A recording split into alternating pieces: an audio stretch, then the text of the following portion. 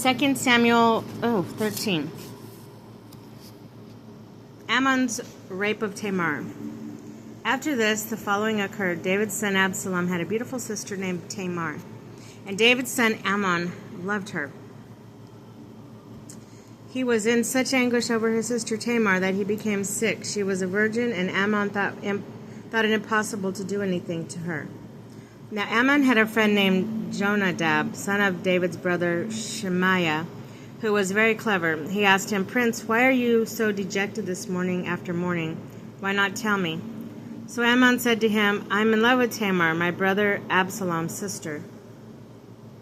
Then Jonadab replied, "Lie down on your bed and pretend to be sick. When your father comes to visit you, say to him, 'Please let my sister Tamar come and encourage me to take food. If she prepares something in my presence for me to see, I will eat from her hand.'"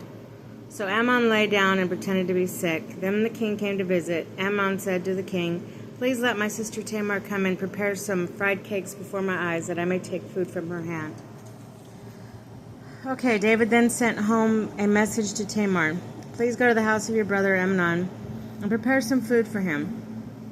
Tamar went to the house of her brother Amnon, who was in bed, taking dough and kneading it.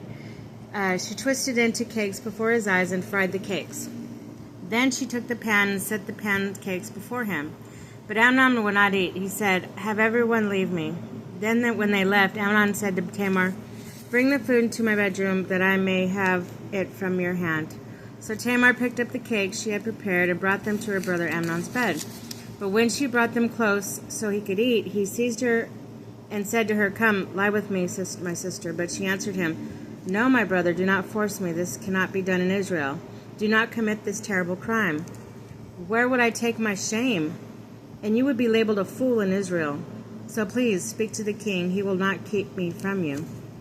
But he would not listen to her, for he was too strong for her. He forced her down and raped her. Then Amnon felt intense hatred for her. The hatred he felt for her far surpassed the love he had for her. Amnon said to her, "Get up and leave." She said, "No, brother, because sending me away would be far worse than this evil thing that you have done to me." He would not listen to her, but called the youth who was in attendance and said, "Send this girl outside away from me, and bar the door after her." Now she had on a long tunic, for this is how virgin princesses dressed in the olden days. When his attendant put her out and barred her after her, Tamar put ashes on her head and tore the long tunic which she was clothed in. Then putting her hands to her head, she went away crying loudly. Her brother Absalom said to her, "Has your brother Amnon been with you? Keep still now, my sister. He is your brother. Do not take this so to heart." So Tamar remained devastated in the house of the brother Absalom. King David, when he heard of the whole affair, became angry. He would not, however,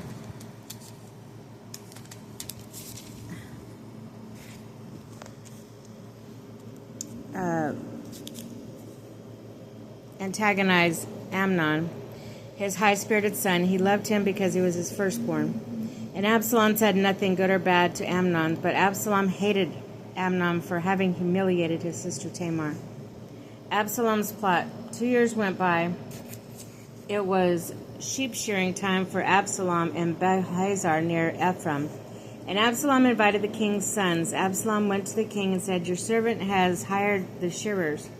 Please, may the king come with his servants to your servant." But the king said to Absalom, "No, my son, all of us should not go, lest we be burdened to you." Although Absalom urged him, he would not go, but began to bid him goodbye. Absalom then said, If not you, then please let it be my brother Amnon. Come with us." The king asked him, "Why should he go with you?" But Absalom urged the king, sent Amnon with all his sons. Absalom prepared a banquet fit for a king, but Absalom had instructed his attendants, "Now watch, when Amnon is merry with wine, I say to you, kill Amnon, put him to death. Do not be afraid, for it is I who order you to do it. Be strong and act like warriors." The death of Amnon. When the attendants did to Amnon as Absalom had commanded, all the king's other sons rose up, mounted their mules, and fled. While they were still on the road, a report reached David. "Absalom has killed the king's sons, and not one of them is left." The king stood up tore his garments, laid him on the ground. All his servants standing by him also tore their garments. But Jonadab, son of David's brother Shimei, spoke up. Let not my lord think that all the young men, the king's sons, have been killed. Amnon alone is dead. For Absalom was set on this ever since Amnon humiliated his sister Tamar. Now let my lord king not take so to heart that report. All the king's sons are dead. Amnon alone is